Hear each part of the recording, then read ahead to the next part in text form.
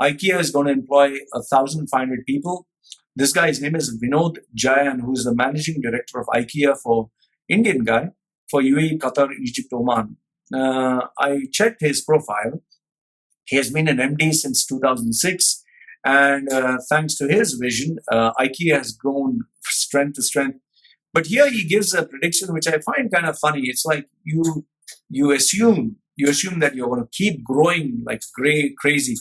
So he has assumed that IKEA is going to open aggressively in the next 2 to 3 years.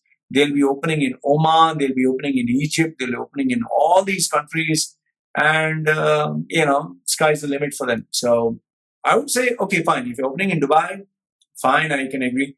Make that sustainable, then focus on the next one. Don't focus too far ahead. Okay, next one. I got in touch with the Dubai banks. Okay, I got in touch with one very senior manager of a Dubai-based bank, and he told me, Loy, this article that you see in Arabian Business where they have only cut 500 jobs. He said, no, it's much more. It's anywhere in the range of 2,000 to 5,000 jobs. Okay, but they've only put 500 jobs because they don't want to panic.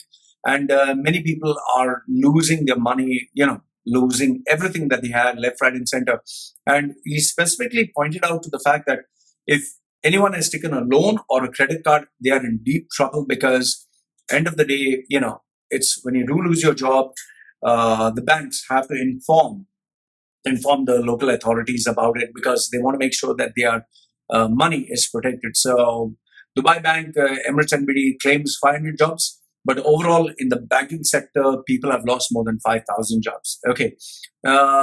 Next is, where people are actually losing jobs and panicking. Here you have UAE government, which is supporting its citizens, which is kind of good for UAE, but not good for the expats. The government has rolled out a new jobs portal for UAE nationals, and they make it very easy for Emiratis to get jobs. 160 different job professions, 5,000 titles. But here's the problem. An Emirati happened to tell me, he said, Emiratis don't want to work for just about any company. They want a good salary, they want a good position, they want easy timings, and they want to spend time with their family. And they want, the salary bonuses, which only governments give. If you're working for the government, you get double the salary or triple the salary as a bonus every year. Plus, you get a lot of perks and benefits, plus holiday, plus you can go home early, plus you work 5 days, which private companies cannot afford to give. Okay, so that's another challenge which they have. Then I remember I told you many people are running away without paying their loans or their credit cards. That's why they came out with this. They keep advertising this PR news, as I call it. That this. Remember in Gulf News, they came out with the news that a Filipina had to pay 1 million, but because she consulted a lawyer, they reduced the loan to 10,000 or something.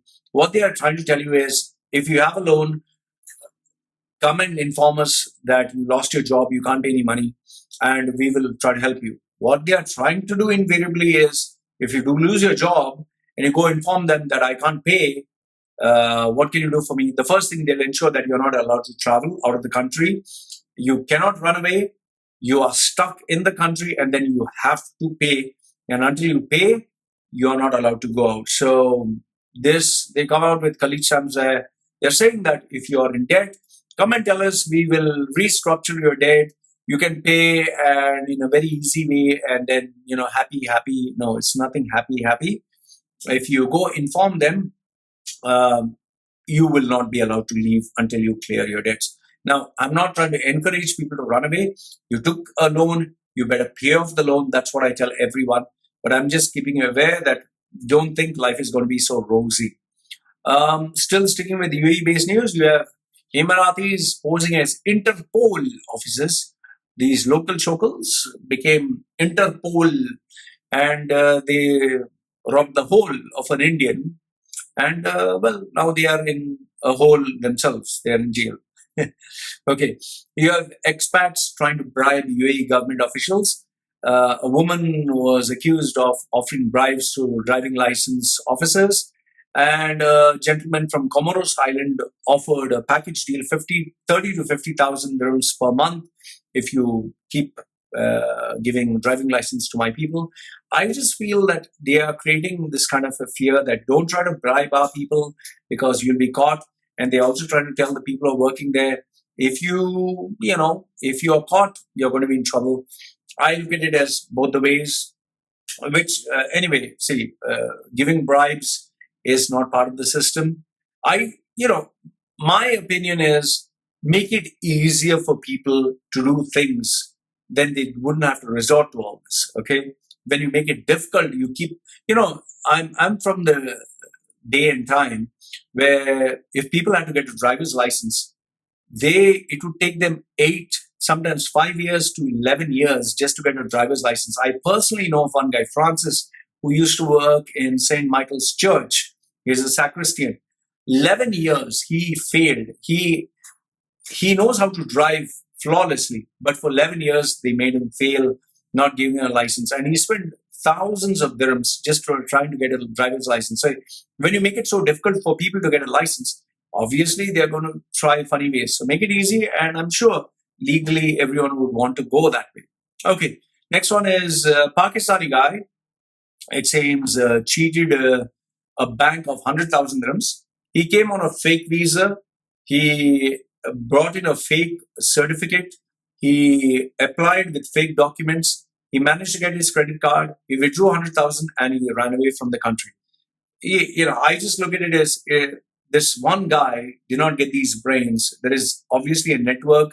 There is obviously somebody who guided him properly.